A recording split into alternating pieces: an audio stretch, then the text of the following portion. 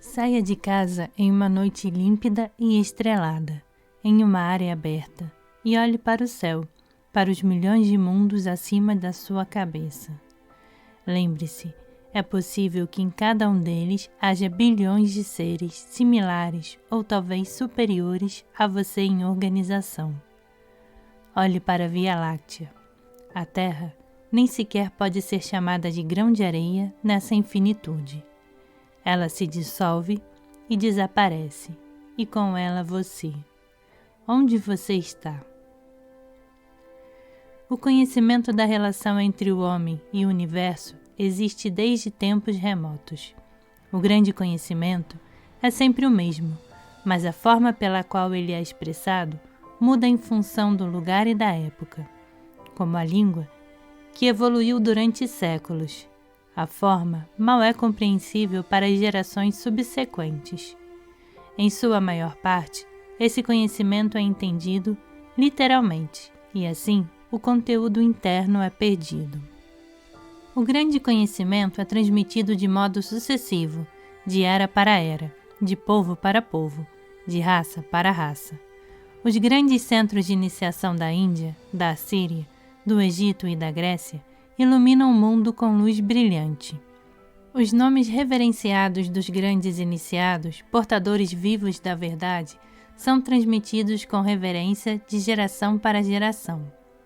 A verdade é determinada mediante escritos e lendas simbólicas, e é passada às massas para ser preservada na forma de costumes e cerimônias, em tradições orais, em memoriais e na arte sacra, por qualidades invisíveis da dança, da música, da escultura e de diversos rituais.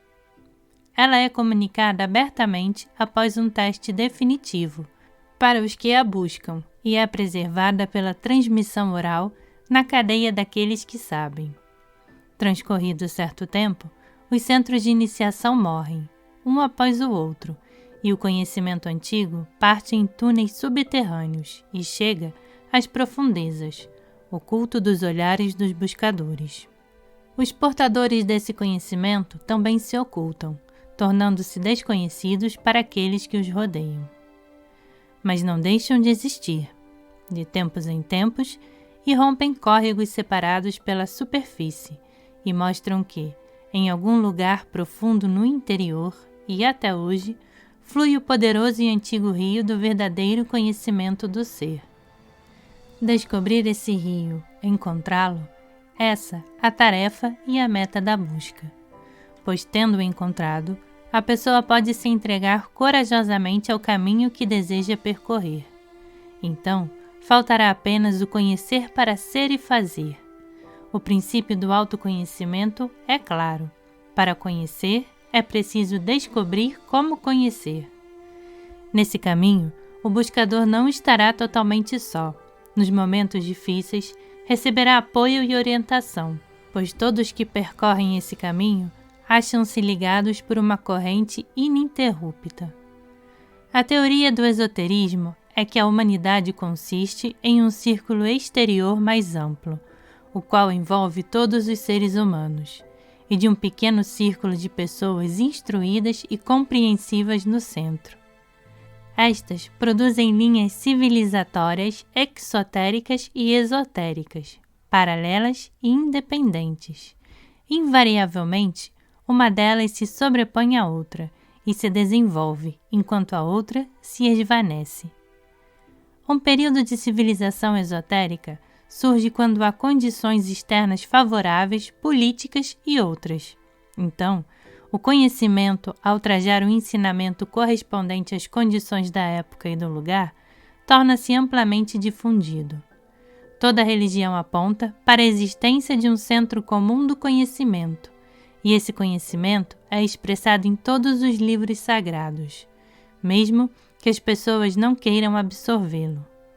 Com efeito, esse conhecimento é bem mais acessível do que costumamos supor. Ninguém oculta nada. Não há segredo algum, mas é preciso muito trabalho e esforço para adquirir e transmitir conhecimentos verdadeiros, tanto por parte de quem os transmite, como daquele que os recebe. E os que têm esse conhecimento fazem tudo o que está ao seu alcance para compartilhá-lo com o maior número possível de pessoas, sempre buscando ajudá-las a abordá-lo quando estão preparadas para receber a verdade.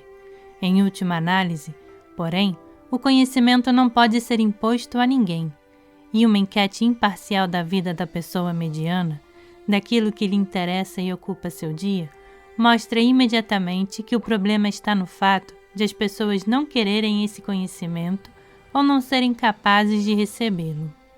Quem deseja o conhecimento deve, antes, fazer um esforço inicial no intuito de descobrir e abordar a fonte desse conhecimento por conta própria. Isso pode ser obtido pelo simples ato de seguir os sinais, os quais, embora disponíveis para todos, geralmente as pessoas se recusam a ver ou a reconhecer. O conhecimento nunca chega sozinho até nós.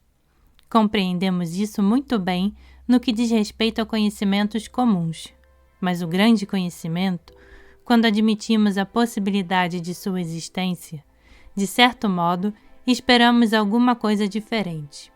Por exemplo, sabemos muito bem que, se uma pessoa quiser dominar a língua chinesa, vai precisar dedicar vários anos a seu estudo.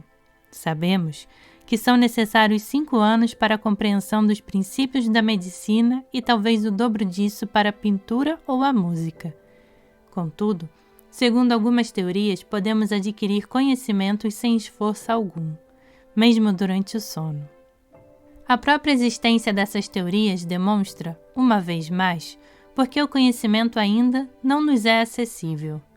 Ao mesmo tempo, entretanto, precisamos compreender que é pouco provável que nossos esforços independentes para realizarmos algo dessa natureza tenha êxito.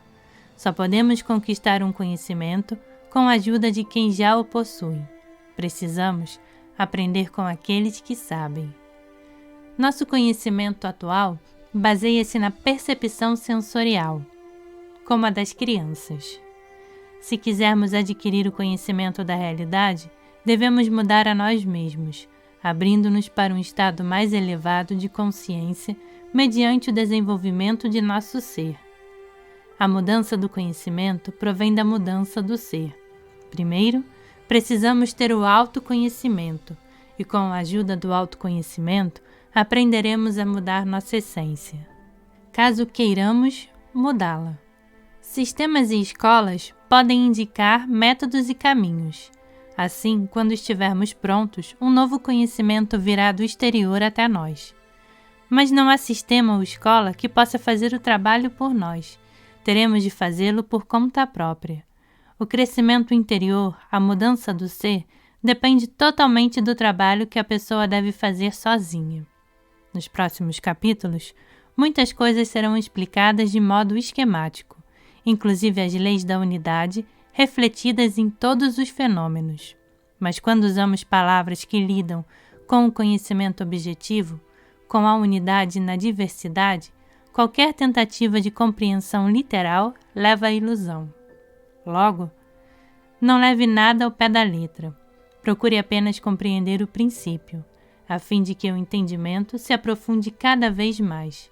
Neste ensinamento, o primeiro princípio é que nada deve ser aceito com base na fé. Não devemos acreditar em nada que não possamos constatar pessoalmente.